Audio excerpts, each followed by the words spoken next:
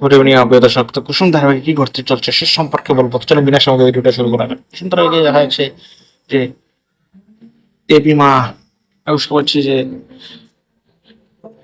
Uniform পরনি কেন।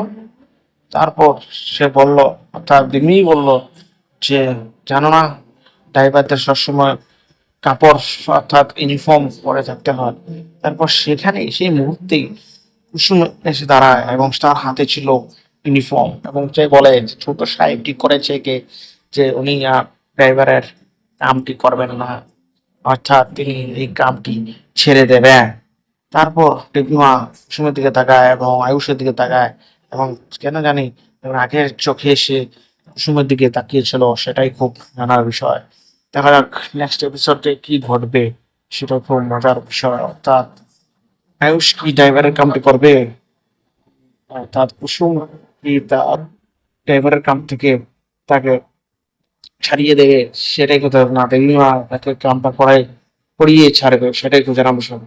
Next episode আরো ভিডিওটি যাতে ভালো লাগে একটা লাইক শেয়ার আপনাদের বন্ধুদের সাথে শেয়ার করে দেবেন, কমেন্ট করে জানাবেন ভিডিও কেমন হচ্ছে।